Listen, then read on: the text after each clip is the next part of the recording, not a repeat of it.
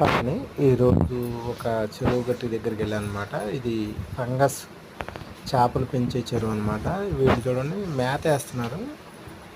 ఇది బలపాల మిక్చర్లాగా ఉంది. ఆడమ్మగా కలిసి మేత వేయటానికి వెళ్తున్నారు అనమాట చెరువు లోపలికి. మొత్తానికి పడవ మొత్తం లోడ్ చేసుకున్నారు చేపల మేత.